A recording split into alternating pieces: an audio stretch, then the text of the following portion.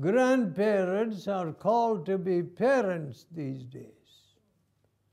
Can a grandparent be a parent? Not unless you want to spoil the child, of course. No. A granny says, "Oh, my child will never do that."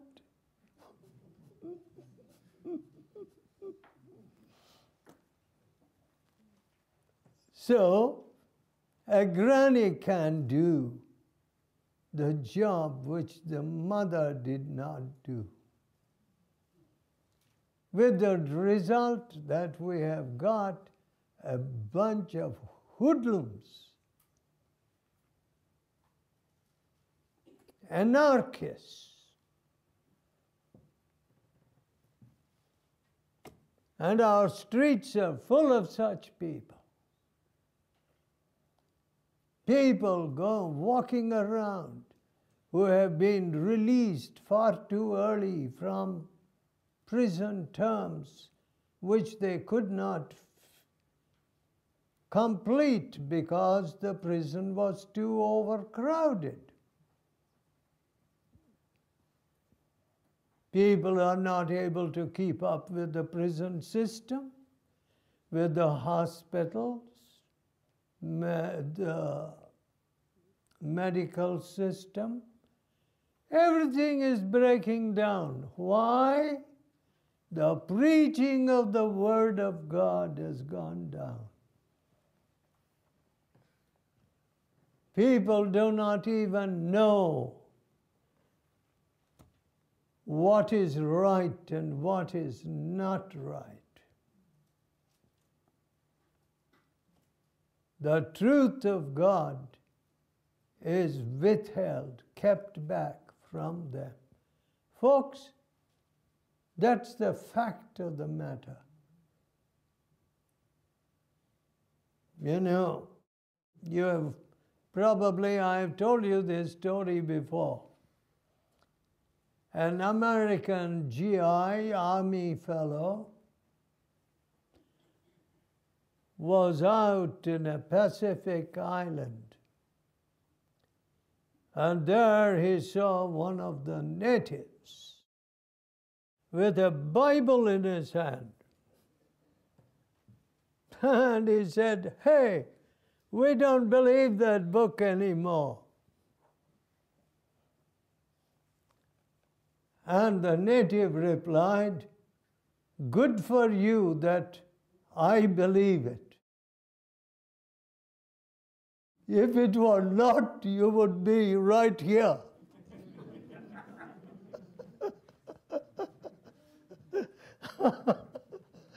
Yeah. Put the fellow straight, you know.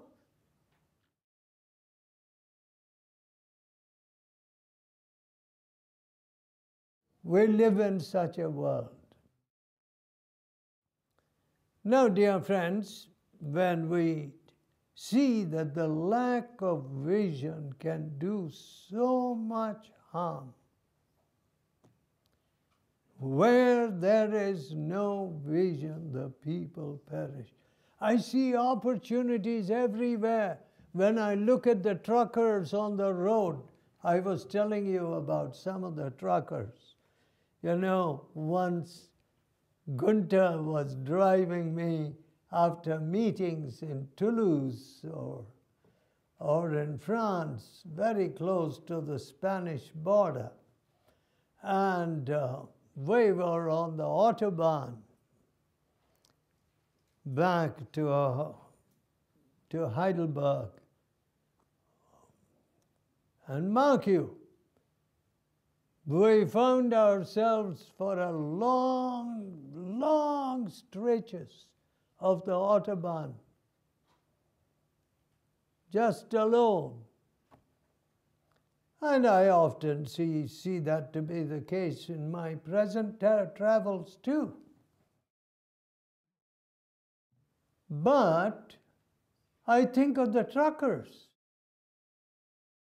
Hey, what about these poor truckers? They don't get home. And on Sundays, they are still on the road in many countries. What about them? Is there somebody who takes the word of God to the truckers? Very few. Very few. And so on and on. I think of so many opportunities which we are not employing. Some conductors and bus drivers, public bus drivers, got converted in our meetings. And what useful fellows they are. They have got a vision wherever they go. You know, they have traveled great distances as conductors of big coaches and so on. And wherever they go, they want to build a fellowship. They want to see souls converted. They want to sacrifice what little they have. You know, to think of building God's work without sacrifice, it is an exercise in futility. You know, it's sacrifice. He that would be my disciple, let him deny himself. Is there something costly that you have denied yourself lately? Is it only the small change that you give to God? You know, the small change attitude. I remember years ago when I was preaching in Birmingham, I would run out of money. And every day at noontime, right in the city center, in the arts building, we had a prayer meeting. What? Right in the city center, we had the prayer meeting. And I had to take care of the prayer meeting. As a young fella, walking didn't really matter to me, but I would run out of my pennies. And just as I ran out completely, an old pensioner, a most lovely old lady, she used to come to me and say, "The Lord asked me to give you this." £1, great sum of money. Don't you laugh? Great sum of money. That would, of course, give me a few more trips on my bus ride. In those days, not today, I presume, whatever it is. And what did she have? Hardly anything. A pensioner. But you know, she would tell me, "From the days of my youth, God purified my thoughts. God purified my thoughts. I have not had a single wicked thought."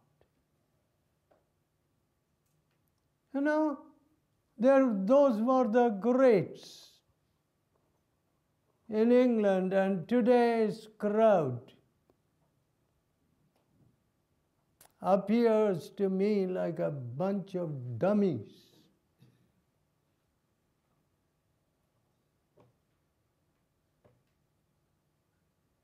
And people who are only after their own well-being. There were some greats in this nation, sacrificing people, praying people. You know, folks, and it is a sad hour through which you are passing, and you are creating that sad hour. Don't blame somebody else. You are the creators of this sad hour. No faith. Self predominating the whole horizon. What a sad hour. Where there is no vision, the people perish. You know, when I look at France, as somebody was driving me to one of my meetings in France, I said, what about all these villages and towns through which we are passing? Is there a testimony for the Lord here? They said, unfortunately, no.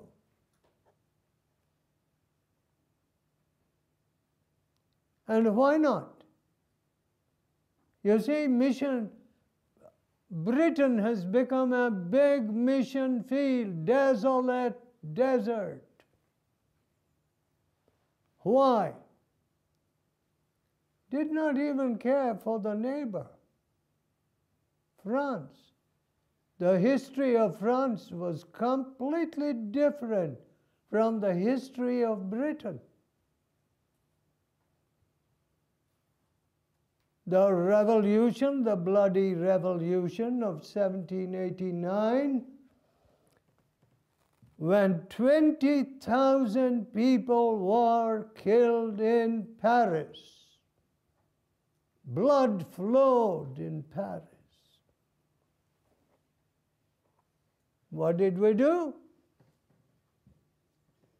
Here in Britain, the preaching of the Word of God obviated a bloody revolution. That is prevented, precluded. That's the history of Britain. Revival instead of revolution. But the history of France, the humanistic history, has remained as such. All right, let us take pre-war Germany.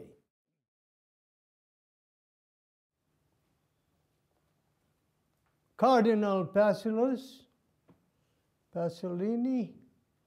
okay. He was the representative of Rome in Germany, a stately man.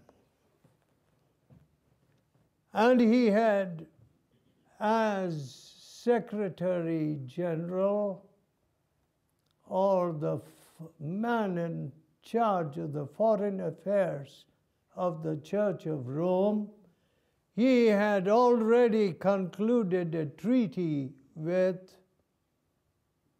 the Deuce, Mussolini.